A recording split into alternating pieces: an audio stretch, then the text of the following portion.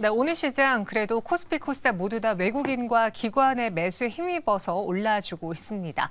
과연 이 시장 안에서 핵심은 무엇인지 오늘 두 분과 함께 정리해 보도록 하죠. 김태성 본부장, 변영인 대표 나왔습니다. 어서 오세요. 네, 안녕하세요. 네.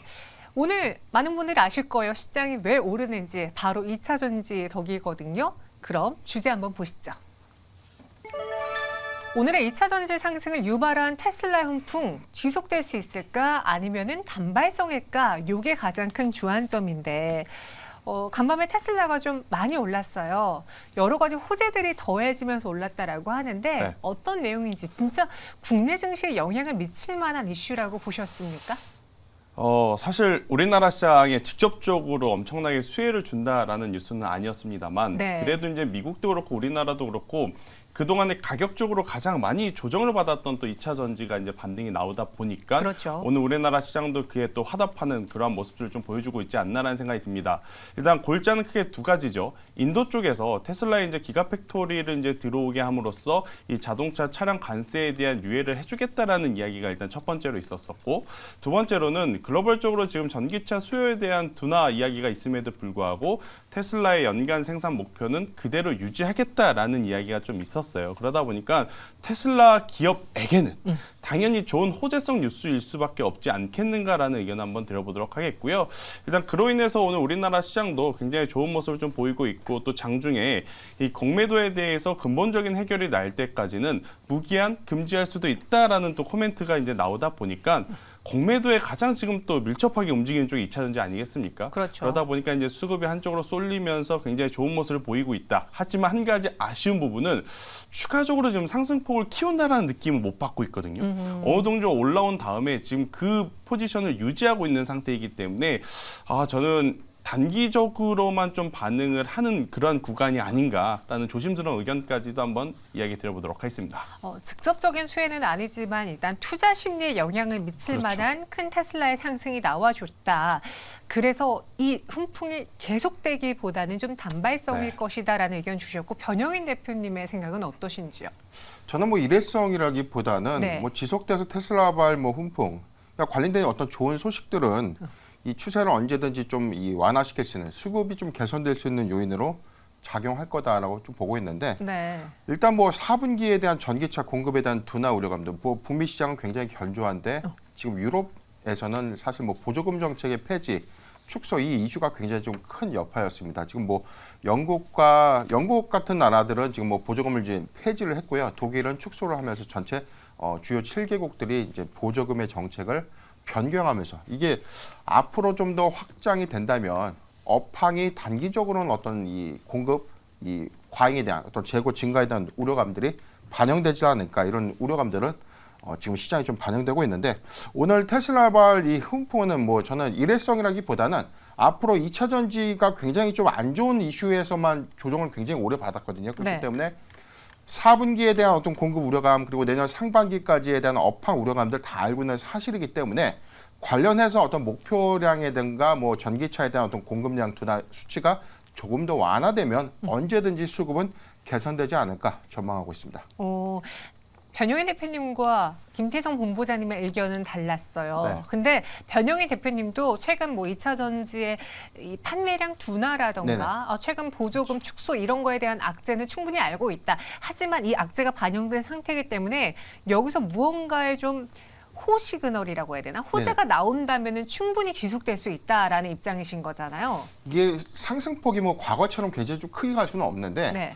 저는 이제 2차 전지 섹터 전반적으로는 조금 다소 긴 호흡으로 좀 봐야 된다라고 좀 보고 있기 때문에 우리가 이 사업의 어떤 사이클 주기와 좀 비교해 볼 수 있어요. 2차 전지와 반도체의 차이점은, 반도체는 정점을 찍은 게 아니라 그동안 잘 가다가 바닥을 찍고 다시금 업황 회복이나 어떤 기대치에서 올라가는 구간이고, 2차 전지의 경우에는 크게 올라간 것은 없지만 일단 공급량에 대한 이슈가 이 진입 초기에 대한 어떤 정체기를 좀 겪고 있는 과정이지, 과도기 초입이라고 좀 보여지는 2024년도 하반기, 2025년도부터 다시 성장세 관점에서 우리가 주목을 해야 되는 시점이기 때문에 지금 조금 괴롭겠지만 저는 낙폭이 심화되는 구간에는 그래도 좀 긴 안목으로서 모아가는 전략이 유효하지 않을까라고 좀 판단해봤고요. 이게 당장이 전기차 시장은 길게 보면 내연차는 없어지는 시장, 그리고 전기차는 새로 지속적으로 좀 생성되는 시장. 이 관점으로만 좀 접근해 본다면 저는 충분히 긴 호흡으로 좀 모아가는 전략 유효하지 않을까 판단해봤습니다. 네, 긴 호흡으로 모아가려고 아마 많은 분들이 최근 이 하락에 추가 매수 하셨다가 비중이 50% 이상으로 늘어나신 분들 많을 겁니다. 뭐 제 이야기는 아니고요. 많은 분들이 그러실 거예요. 네, 그렇기 때문에 더 기다려야 되는 기간들이 점점 길어지고 있는데 저는 개인적으로 궁금했던 게 어제 믿었던 반도체한테 우리가 한 대 맞았잖아요. 네. 네, 한미 반도체가 우리를 배신했었잖아요. 그렇죠. 그러고 나서 시간 외에 발표됐던 뭐 EU 테크닉스라던가 ISC, 신텍 이런 실적들을 봤을 때 어닝 서프라이즈는 없었거든요. 네. 그럼 여기서 어라 반도체가 아니네 하고 외국인과 기관의 자금이 2차 전지 쪽으로도 흘러갈 수 있나요? 아니면 어제 오늘 그런 변화는 없었나요? 일단 어제 하루만 놓고 본다라고 하면 네. 약간 메이저 주체들도 좀 고민을 했던 것 같아요. 특히나 이제 지난주 금요일 시장을 복귀를 해봤었을 때 뭐 한미 반도체뿐만 아니라 우리나라 반도체 IT 대다수의 기업들이 52주 신고가 혹은 신고가 직전에서 더 좋은 이 퍼포먼스를 내기 위한 준비를 하고 있었고 심지어 지난주 금요일 날 마감했었던 필라델피아 반도체 지수라든지 나스닥 지수 같은 경우에는 엄청난 강세를 좀 띄웠어요. 그럼에도 불구하고 한미 반도체가 지금 다 된 밥에 실적이라는 재를 좀 뿌리는 바람에 네. 어제 굉장히 지금 혼란스러운 상황을 좀 보냈습니다만 오늘 기준으로 본다라고 하면 그 이슈는 한미 반도체의 이슈일 뿐 반도체 IT 전반적으로 지금 불확실성이 확대하고 있지는 않다라는 저는 지금 느낌을 받고 있거든요. 그렇기 때문에 오히려 반도체 IT 같은 경우에는 원래부터 그러니까 실적이 개선이 되는 것을 우리가 생각을 했던 거지 어닝 서프라이즈가 나올 것이다라고 했던 기업은 그렇게 많지는 않습니다. 그래서 이제 어제 이제 한미 반도체 이후에 기업 실적 나온 숫자들을 놓고 보면 뭐 다소 실망감을 좀 느끼실 수는 있겠으나 저는 그 숫자들도 굉장히 개선된 모습을 보였기 때문에 부정적으로 볼 필요는 없다. 그래서 이제 한미 반도체는 시간을 두고 조금 더 지켜봐야 되겠으나 그 외의 기업들은 저는 여전히 반도체 IT에는 조금 더 긍정적인 표를 던져줘야 되지 않을까라는 의견 드려보도록 하겠습니다. 실제로 오늘 외국인 투자자들이 특히 코스닥에서 좀 강한 매수를 보여주고 있는데 잠정 집계된 걸로 봤을 때 에코프로 많이 사들이고 있습니다. 근데 그와 동시에 ISC라던가 뭐 그 외 반도체주들의 경우에도 같이 매수를 하고 있어요. 따라서 한쪽으로만 쏠리는 시소 현상은 오늘장은 나타나지 않고 있다. 오늘은 전반적으로 외국인이 코스닥에서 매수 포지션으로 대응하고 있다라고 봐야 되겠습니다. 그럼 두 분의 이 테슬라 훈풍에 대한 약간 의견은 다른데 그와 관련해서 이 훈풍이 국내 증시에 떨어진다면 어떤 종목의 수혜를 받을 수 있을지 궁금하시죠? 탑3로 한번 정리를 해보겠습니다. 김태성 본부장님은 아니 2차 전지가 안 보이네요. TLB와 네. 코인테크, 월덱스를 꼽아주셨고요. 네. 변영인 대표는 2차 전지에서 골랐습니다. SKC, 포스코퓨처엠, 삼성 SDI입니다. 이거 좀 논란이 있을 것 같은데 본부장님. 네. 테슬라 훈풍에 지켜볼 종목 탑3에 왜 대표적인 2차 전지가 없습니까? 일단 이번 앞서서 이야기 드렸지만 네. 테슬라 뉴스에 사실 직접적으로 수혜받을 만한 우리나라 기업은 저는 없을 것이다라고 생각이 들어요. 오히려 지금 테슬라가 연간 판매량을 줄이지 않고 생산을 함에 있어서 또 이제 가장 우리가 중요하게 봐야 될 부분은 저가형 모델을 얼마만큼 많이 만들어내느냐가 이제 가장 중요할 것 같습니다. 왜냐하면 이제 저가형 같은 경우에는 우리나라 배터리보다는 이제 중국산 LFP 배터리가 이제 탑재가 될 확률이 높다 보니까 아무래도 이제 판매 대수가 유지된다라는 것 자체는 테슬라에게 호재, 중국 시장에겐 호재, 우리나라 기업에게는 아직은 물음표가 좀 붙을 수밖에 없지 않겠는가라는 생각이 들고 있고 테슬라발 훈풍이 혹은 테슬라 관련주로서 저는 2차 전지를 보시는 것보다는 네. 포스코홀딩스 혹은 에코프로 그룹주 저는 이렇게 종목을 압축해서 좀 봐야 된다는 생각이 들어서 2차 전지주 안에서 탑3를 좀 뽑기에는 저는 다소 좀 어려웠기 때문에 오히려 반도체 쪽 그러니까 한미 반도체를 제외하고 실적이 잘 나오는 쪽에서는 한번 힌트를 우리가 찾아볼 수 있지 않을까라는 생각이 들어서 첫 번째 기업으로는 제가 이제 TLB를 좀 가지고 왔던 거고 TLB 같은 경우에는 DDR5 매출이 지금 현존하는 반도체 기업 중에 가장 높은 비중을 또 차지하고 있는 장점이 있다라고 좀 보시면 될 것 같아요. 그래서 지금보다 훨씬 더 좋은 실적에 대한 기대치를 저는 충분히 TLB라고 하는 기업이 낼 수 있지 않을까라는 생각이 들고 있고 일단 코인테크 같은 경우에는 2차 전지 관련 주로 볼 수 있습니다. 네, LFP 이제 음극재 관련 기업 기업인데 LFP에서 LFP라고 하는 키워드를 가지고 우리나라에 이제 어떠한 좀 영향력이 있는 기업을 아직까지는 뽑기에는 네. 좀 다소 논란이 좀 많을 수밖에 없을 것 같거든요. 뽑아본다라고 하면 저는 코인테크 혹은 탑머티리얼즈가 그래도 단기적으로 좀 큰 수혜를 받을 수 있는 기업 중에 하나가 아닐까 생각이 돼서 이제 코인테크를 했고, 월덱스 같은 경우에는 오늘도 반도체 소재 쪽이 또 좋습니다. 네, 소재 쪽이 좋기 때문에 그동안에 이제 저평가를 받았었던 기업들이 오히려 최근 이제 한미반도체 실적 발표 이후에 고평가 이슈가 좀 나올 때 상대적으로 저는 더 안정적인 투자처가 될 수 있지 않을까라는 생각이 들어서 반도체 소재 쪽 혹은 소모품 관련해서는 월덱스에 대한 성과가 굉장히 좋기 때문에 저는 TLB, 코인테크, 이렇게 월덱스 이렇게 세 기업을 한번 여러분들께 말씀드려봤습니다. 네, TLB와 코인테크, 월덱스입니다. 그러니까 코인테크는 LFP로 2차 전지주긴 하지만 제가 생각한 뭐 에코프로, BM이라던가 포스코 그룹주가 나오지 않아서 조금 놀랐거든요. 그러니까 오히려 김태성 본부장님은 그로 인해서 국내 2차 전지주들의 직접적인 수혜는 다소 미미할 것으로 보기에 오히려 DDR5와 관련된 반도체를 탑픽으로 주셨습니다. TLB 현재 주가 보시면은 10% 넘게 올라주고 있어요. 오늘장 장대 양봉이 그려졌는데 어떻게 보면 박스권 내에서 횡보하고 있거든요. 여기를 뚫어내주느냐가 중요한 관건이 될 것 같습니다. 가격 전략 세워주시죠. 네, 일단 뭐 현재 구간에서 저는 반도체에도 사실 이제 한미 반도체가 조금 노이즈가 될 만한 실적 그리고 파도에 대한 노이즈가 여전히 남아있기 때문에 무조건적으로 반도체가 훨씬 더 좋습니다라고 말을 할 수는 없을 것 같아요. 그래서 이제 손절가는 굉장히 짧게 22,000원을 한번 제시 드려보도록 하겠고요. 현재 구간에서 이제 추가적으로 올라온다라고 하면 저는 그래도 DDR5에 대한 성과가 충분하기 때문에 이번에 이제 고점이라고 할 수 있는 이 3만 원대를 넘어서 35,000원 혹은 35,000원이라는 목표가까지 한번 가져가 보는 게 가장 좋지 않을까라는 의견 드려보도록 하겠습니다. 네, TLB의 목표 주가 35,000원, 손절가는 22,000원 제시해드렸고요. 변영인 대표님은 반도체보다는 확실히 2차 전지 쪽으로 관심을 주셨어요. 그중에서 탑픽이 SKC인데 최근에 SKC 실적에 대해서 좀 긍정적인 신호가 많이 보이고 있더라고요. 네, 그렇죠. 지금 뭐 3분기까지의 기조여파는 뭐 석유화학 부분에 대한 업황 우려감들도 반영이 일부가 됐고요. 지금 동박 부분에 대해서는 지금 뭐 이 수요 공급에 대한 어떤 우려감들이 있지만 지금 말레이시아 공장이 사실 이제 10월 셋째 주부터 가동을 시작했습니다. 그렇기 때문에 지금 4분기의 이연 효과는 좀 상대적으로 적어도 내년 1분기 이후부터는 캐파, 동박 캐파의 확장성에 좀 주목을 해봐야 된다라고 판단해봤습니다. 그리고 지난번에 좀 인수했던 ISC 인수 이후에 반도체 소재 부분에 대한 사업 재편 부분 그리고 최근에 발표한 실리콘 음극재 사업 부분에 대한 진출 여부 이 부분인데 지금 2차 전지의 안에서도 이 종목별의 어떤 희비들이 좀 다르고 수급도 좀 다른 양상들이 있어요. 지금 양극 소재사의 경우에는 고점 대비에 대한 하락률이 좀 컸지만 상대적으로 뭐 음극 소재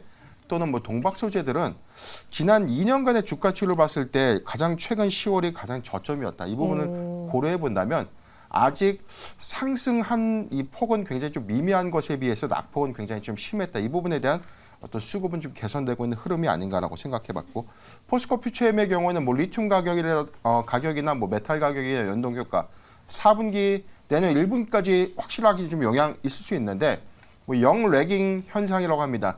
지금 비용의 인식 부분에 대한 차이가 좀 있을 뿐이지 3분기, 4분기 이후부터 1분기부터는 오히려 매입비의 어떤 감소 효과로 양극 소재의 어떤 수익성은 개선해 볼 수 있는 여지가 있다라고 하기 때문에 지금 여기서 너무 겁을 먹고 피한다라는 관점보다는 내릴 만큼 내린 구간에서는 오히려 수익성의 개선 기대감들로 우리가 좀 접근하는 것이 좀 맞지 않겠는가라고 좀 생각을 해봤습니다. 세 번째 뭐 삼성 SDI의 경우에는 같은 배터리셀 3사 중에서도 저는 개별 이슈 두 개를 좀 보고 있는데 LFP 관련된 어떤 배터리 개발 이슈 여기에 이제 전고체 개발 이슈가 있는데 전고체 개발 부문에 대해서는 시장 선점 효과 한에서는 오히려 배터리셀 3사에 비해서 우위에 있다. 이 부분을 참고하면 좋을 것 같습니다. 네, 약간 기계처럼 제가 탑픽 물어보면은 쭈르륵 이야기해 주시는데 제일 궁금한 건 SKC입니다. 네. 현재 5.69% 상승세를 보여주고 있어요. 말씀해 주신 것처럼 사실 좀 과하게 밀렸다라고 이야기해 주셨는데 다른 2차 전지 주들에 비하면은 사실 많이 못 올라서 그런가 그렇게 많이 빠지지도 않았다라는 생각이 최근에 좀 들었거든요. SKC에 대한 가격 전략을 세워주신다면 이 가격은 한 이전 고점까지는 충분히 올라갈 수 있을까요? 그 당시가 12만 원 선이었는데. 예. 사실 업황 부분에 대한 이견이 좀 없으면 네. 충분히 저는 한 14만 원 이상까지는 주가가 조금 상승했어야 된다라고 좀 생각을 해보는 아쉬움 좀 있지만 지금 중기적 목표가에서는 저는 12만 원 구간은 좀 무난히 달성 가능하지 않을까 좀 판단해봤습니다. 다만 최근 어떤 상승 흐름들을 좀 보면 지금 여기서 추격해서 어떤 매수하는 부분보다는 조정을 받은 구간에 조정시 매수 관점으로 좀 의견을 드리고요. 목표가 12만 원 그리고 손절가는 지금 7만 8천 원 구간을 제시해드리겠습니다. 네, 7만 8천 원, 7만 9천 원의 손절 라인, 목표 주가는 12만 원 제시해드렸습니다. 그럼 마지막으로 오늘 좀 시장에서 올랐던 뭐 에코프로 BM이라든가 포스코 퓨처엠과 같은 이런 대표적인 2차전지 소재 김태성 본부장님이라면 약간 덜고 가시겠어요? 아니면 그래도 며칠 쭉 내리다가 오늘 반등이 나왔으니까 좀 들고 가보시겠습니까? 될 때는 아니죠. 지금은? 네, 일단은 뭐 추가 매수를 할 때는 아니지만 네. 신규 매수 혹은 단기적으로 트레이딩 하실 분들은 현재 구간에서는 저는 충분히 매수가 가능하지 않을까라는 의견 한번 드려보도록 하겠고요. 대신에 이제 변동성을 생각해 본다라고 하면 사실 이제 장기적으로 갔을 때는 포스코홀딩스가 조금 유리하다라고 생각이 들지만 단기적으로 이제 트레이딩 한다라고 하면 저는 에코프로가 가장 지금은 변동성적인 측면에서는 좋은 점수를 좀 받을 수 있지 않겠는가라는 의견 드려보도록 하겠습니다. 네, 오늘이 그렇다고 팔 때는 아니다. 네. 김태성 본부장님도 수혜가 지속될지는 모르겠지만 그럼에도 불구하고 현 구간 매도 타이밍은 아니다라고 정리해 드렸습니다. 동시효과 확인해 봤고요. 그럼 장 마감은 지금부터 시작하겠습니다.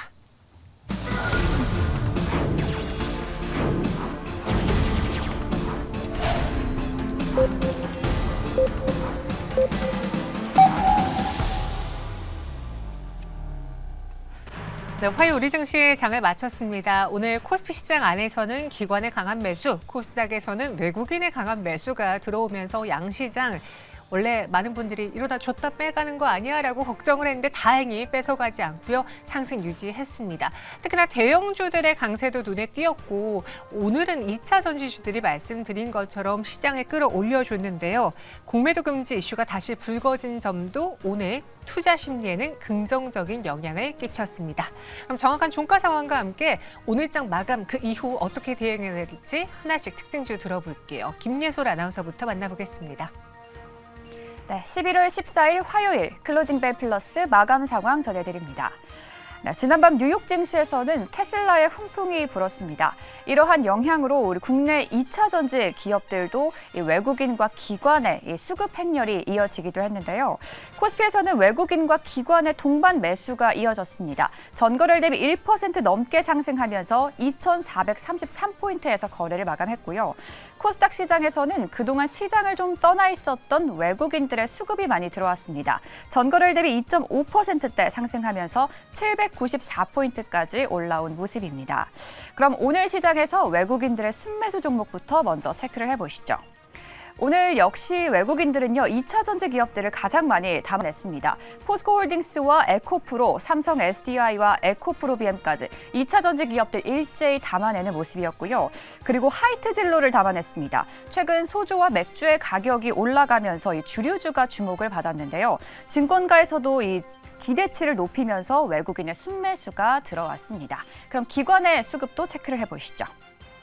네, 기관 역시도 2차 전지 기업들을 담아냈고요. 그리고 오늘 반도체 대형주들을 담아낸 모습입니다. 삼성전자와 SK하이닉스, 그리고 삼성 SDI와 포스코홀딩스, 그리고 외국인과는 다르게 LG화학은 기관들은 많이 담아내고 있는 모습입니다. 그리고 오늘 간만에 인공지능 기업들도 시장에서 주목을 받았습니다. 비플라이 소프트가 오늘 장중에 크게 급등을 한 기업인데요. 삼성전자의 계약 소식 때문이었습니다. 삼성전자가 비플라이 소프트와 AI 고도화를 위해서 이 뉴스 데이터 공급 계약을 체결했다는 소식이 전해졌는데요. 이 소식과 함께 장중에 급등했고요. 17% 넘게 종가를 형성했습니다. 그리고 반도체 AI 기업인 DIT, 그리고 3분기 실적 개선을 한 머큐리, 그리고 최근에 부진한 흐름을 보여줬던 이렌시스까지 오늘 시장에서 두각을 받고 있는 모습이었습니다. 한편 이렇게 AI 기업들이 올라오자 오늘 시장에선 의료 AI 기업까지 주목을 받았는데요. 오늘 3분기 매출이 330%가 증가를 한 기업이죠. 뷰노가 오늘 17% 급등 흐름을 보여줬고요. 그리고 루닛이 오늘 유방암을 진단하는 AI 분석 솔루션이 미국의 FDA의 승인을 받았다라는 소식이 전해졌습니다. 역시 루닛도 3% 강세를 보였습니다. 그리고 최근 시장에서 좀 부진했던 코어라인 소프트와 인피니트 헬스케어, 비트 컴퓨터까지 의료 AI 기업들 빨간불로 강세로 마감을 했습니다. 그리고 어제에 이어서 오늘도 철강주가 다시 한번 주목을 받았는데요. 철광석의 가격이 올라가자 이 업황 개선의 기대감이 커진 겁니다. 현대 BNG 스틸 이 기업은 오늘 관계사의 히토류 연구 자석 기술 지원을 받았다라는 소식까지 전해졌는데요. 오늘 25% 급등세를 보였고요. 이뿐만 아니라 동일철광, 대한금속, 그리고 세압스틸, 베스틸지주, 신스틸까지 철강 관련된 기업들 일제히 빨간불을 켜내는 모습이었습니다. 네, 오늘 시장은 이렇게 정리해 보도록 하겠습니다. 간만에 상승장이었던 만큼 이외에도 더 중요한 포인트들이 있을 것 같은데요. 오늘 시장 정리해 보면서 내일 시장 대응 전략도 함께 세워보도록 하겠습니다. 클로징벨 플러스 계속 이어가시죠. 네, 사실 온탕 냉탕 이어가다가 최근에는 냉탕만 맛봤던 국내 증시였는데 그래도 다행히 오늘 약반등이 아닌 좀 강한 반등이 나와주면서 시장에서 일단 진정세가 나타나는 걸까라는 기대를 또 불러일으키게 됐습니다. 일단 김태성 본부장님, 최근에 코스피 코스닥의 차트를 보면은 지난주 월요일에 이제 갭상승으로 시작했던 그 갭 부분을 어제 종가에서 다시 또 반납하는 모습 보여줬었거든요. 그렇죠. 근데 여기서 들어온 반등이라는 거는 어느 정도 지난주 월요일 이전의 그 종가 수준은 지켜내겠다라는 의지, 기술적인 분석으로도 그렇게 볼 수 있을까요? 기술적인 반등보다 조금은 강도가 좀 강했기 때문에 추가적으로 저는 상승도 좀 기대해 볼 수 있는 요소는 있지 않겠는가라는 생각이 듭니다. 일단 이것은 코스닥과 코스피 지수의 캔들 모양만 보고 이제 그렇게 말씀드린 부분인데 한 가지 아쉬운 점이 오늘 저는 뭐가 있냐면 코스피 시장의 수급에 있습니다. 지금 수급 기준으로 보면 외국인이 우리나라 시장을 매수를 하지 않은 게 그게 문제가 아니라 기관의 매수량이 굉장히 많아 보이는 듯해 보입니다. 금액 기준으로. 하지만 오늘 이제 들어온 기관의 매수 주체를 보면 연기금은 도 아니고 투신도 아니고 지금 금융투자의 물량이 굉장히 많이 들어왔다라는 부분. 그러니까 금융투자 같은 경우에는 이게 저의 편견일 수는 있겠으나 기관 투자자들의 이제 다수의 주체 중에 가장 좀 빠른 매매를 좀 하는 쪽이 이제 금융투자인데 금융투자의 물량이 많다라는 것은 굉장히 지금 시장의 순환매가 지금 빠르게 일어나고 있다라는 것을 의미하기도 하거든요. 그렇게 된다라고 하면 개인 투자자분들이 과연 그 속도감을 좀 잘 맞춰서 포트폴리오를 꾸릴 수 있겠는가라는 저는 고민도 지금 안고 오늘 시장이 마감이 되었다는 생각이 들어요. 오늘 저녁에 열리는 미국 증시가 어떻게 될지 모르겠으나 일단 미국도 굉장히 지금 많은 이벤트들이 잔존되어 있습니다. CPI도 봐야 되고 미중 정상회담 이후의 결과도 봐야 되고 또 이제 셧다운에 대한 우려도 여전히 안고 있는 상황이기 때문에 일단 지금은 포트폴리오에 공격적으로 뭐 주식 수를 이제 늘리는, 그러니까 종목 수를 늘린다라기보다는 종목을 최대한 조금은 압축은 해야 되지 않을까라는 의견을 한번 들어보도록 하겠습니다. 아직 그래도 우리가 체크해야 될 경제 지표들이 있기 그쵸. 때문에 오늘의 반등이 좀 강했기에 추가적인 상승은 나올 수 있지만 완전히 추세의 반등이라고 보기에는 좀 역부족이다. 조심해야 된다라는 의견 덧붙여 주셨습니다. 그럼 오늘 시장 내에서 관심을 끌었던 특징주들 한번 마감 확인해 볼게요. 첫 번째로 동훈 아나텍입니다. 16% 넘는 급등으로 장대 양봉이 그려졌고 우리가 아는 게 그 타액으로 당을 측정할 수 있는 기기로 동훈 아나텍을 알고 있잖아요. 그렇습니다. 오늘 상승은 무엇 때문인지 지난 54,000원까지 거의 수직으로 올랐던 동훈 아나텍이 4개월여간, 3, 4개월여간 계속 내려왔는데 여기서 일단 가격 메리트이 부각이 되는 걸까요? 동훈 아나텍 보유자들 어떻게 되겠습니까? 우선 뭐 3분기 호실적 여파가 좀 굉장히 컸다라고 좀 보여지는데 뭐 지난 직전 분기가 343억인데 이번 분기 791억 원의 매출 그리고 영업 이익 부분에 대해서 지난 3분기 61억 원의 손실이었지만 192억 원의 영업이익을 좀 달성했다. 지금 매출액 대비해서 영업이익률도 굉장히 좀 높았다. 이 부분이 뭐 지금 본업의 성장, 본업이 앞으로 이 업황에 대한 우려감들을 좀 씻어내고 4분기의 기대치를 좀 더 가져갈 수 있는 역량으로 좀 작용했고요. 지금 뭐 타입 기반의 혈당 측정, 타입 기반의 이 당 측정기에 대한 이 바이오 헬스케어 사업 부분은 아직 여기서 구성된 것이 아니라 아직 뭐 앞으로 좀 진행될 수 있는 모멘텀 관점으로 접근하지만 동은아나텍이 그런 기대감 하에서 상승폭을 좀 반납하고 난 이후 최근 11월 초 주가까지만 하더라도 굉장히 좀 낙폭이 좀 심했기 때문에 네. 이에 따른 어떤 실적 기대감으로 추세 전환을 했다라고 저는 평가하고 싶습니다. 다만 지금 본업에 대한 어떤 기대치보다 주가 상승했던 원동력은 이 바이오 헬스케어 관련 사업에 대한 이슈, 이 부분이 향후에 어떤 모멘텀으로 한 번 더 부각이 된다면 동은아나텍은 여기서 다시금 상승할 수 있는 여력은 좀 충분하지 않을까라고 좀 판단을 해봤고요. 다만 지금 이 차트상에서도 뭐 17,000원대를 좀 탄탄하게 지지를 해주고 난 이후에 반등을 해줬기 때문에 저는 4분기에 대한 실적 기조 이어가고 바이오 헬스케어 관련 사업 모멘텀 부각이 된다면 지금 단기 구간에서는 한 24,000원대까지는 조금 더 올라갈 수 있는 여력은 있다라고 전망해 드리겠습니다. 네, 동은아나텍 일단 실적이 나와주면서 다시 시장의 관심을 불러일으켰고 최근에 과대 낙폭이라는 것도 더해지면서 반등이 나올 것 같다라는 이야기 동은아나텍 들어봤습니다. 또 마감 특징주로 하이트질로 보도록 하죠. 오늘 횡보장을 좀 뚫어내는 장대 양봉이 그려졌어요. 네. 개인적으로 제가 요즘 시장이 워낙 불안하다고 하니까 네. 무언가 좀 해지 역할을 해줄 수 있는 방어주 역할을 할 수 있는 음식료 쪽을 눈여겨보고 있었고 그래서 오시는 분들마다 사심을 담아 라면이냐 주류냐 이런 거 많이 여쭤봤거든요. 네. 근데 오늘은 하이트 진로가 좀 강하고 마침 리포트도 좋게 나와서요. 요거 우리 동참이 되겠습니까? 저는 조금 더 보셔야 될 것 같아요. 그리고 또 앵커님이 또 시장이 안 좋다라는 이야기를 할 때 네. 술을 드시나 싶었는데 아니 그건 그게 아닌 것 아니라. 같고. 네.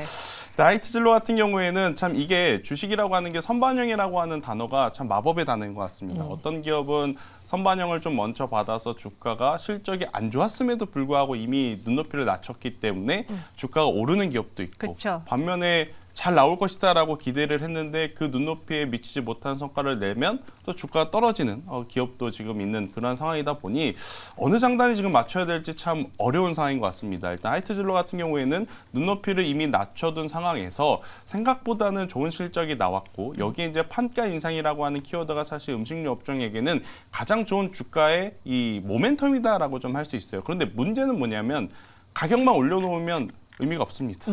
소비가 많이 되어야 하는데 일단은 주류 판매 자체가 성수기가 지금은 아니거든요. 왜요? 일단 여름에 좀 우리가 많이 마시기 때문에 아. 맥주라든지 이제 소주 같은 경우에는 이제 뭐 그것도 편견일 수는 있겠으나 그래도 겨울보다는 여름에 이제 소비가 좀 많이 늘어난다라는 관점에서 보면 일단 판매 가격 인상으로 인한 주가의 반등은 굉장히 조금 짧게 마무리가 될 가능성이 높고 하지만 이번에 판가를 올린 부분이 내년 한 3월달, 4월달 이제 본격적으로 성수기에 진입하기 전에는 이제는 굉장히 큰 장점으로 다가올 가능성이 높지 않을까라는 생각이 들어요. 그래서 이제 하이트진로 같은 경우에는 길게 보시면서 투자를 하실 분들에게는 저는 굉장히 좋은 포인트가 많겠으나 단기적인 시세를 노리고 트레이딩 하기에는 일단 시세가 너무 많이 나오지 않았는가라는 생각이 들고 있고 지금은 주도주만 해도 저는 벅차다라는 생각이 듭니다. 2차 전지와 반도체에 조금 더 집중하자라는 의견 드려보도록 하겠습니다. 네, 하이트진로를 길게 본다면은 정말 터널의 끝을 지나가는 것일 수도 있겠지만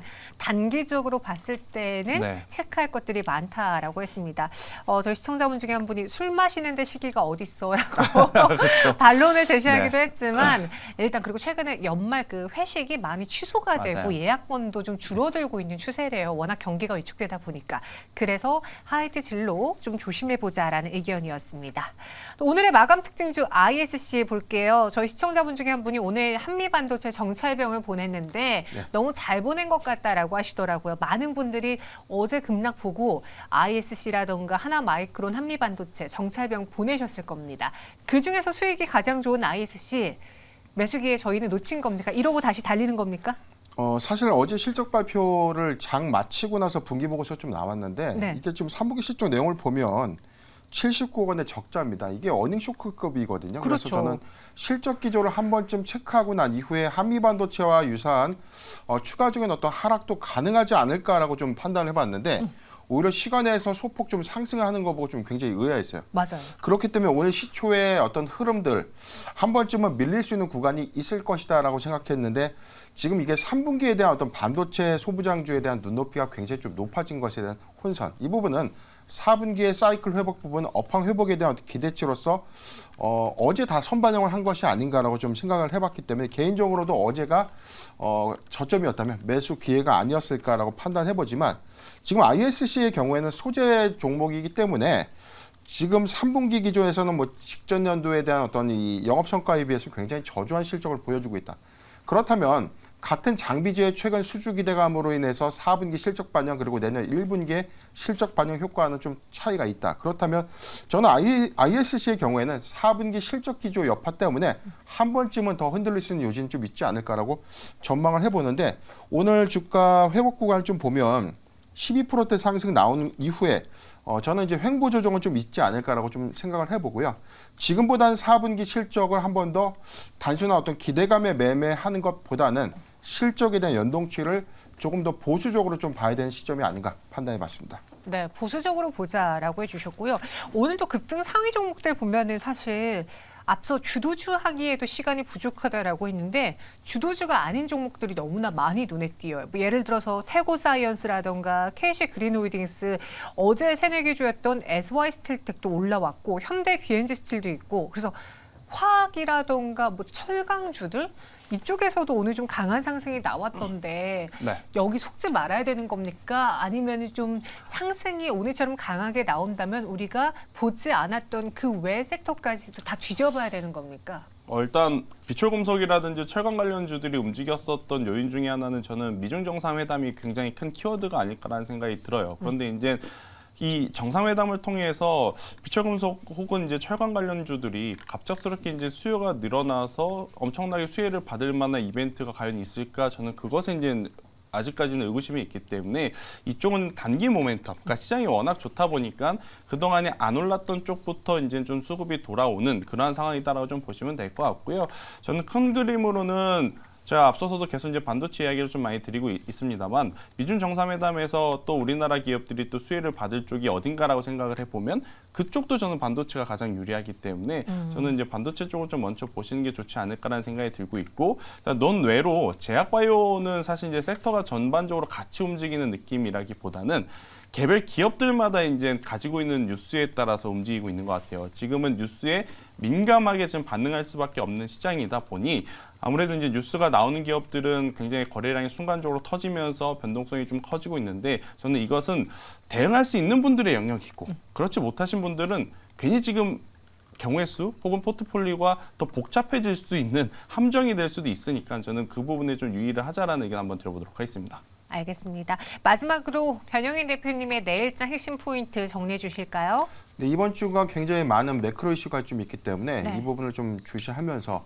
저는 뭐 단기에서는 뭐 CPI 지수 그리고 PPI에 대한 어떤 지수 흐름들은 시장 예상치를 좀 부합하지 않을까라고 판단해 보는데 지금 17일 미국의 예산안 통과 우려감들 이 부분에 따른 셧다운 우려감들이 증시의 단기적인 어떤 변동성으로 좀 작용하지 않을까 이 부분을 좀 체크해야 되는 포인트가 아닌가라고 생각을 해봤습니다.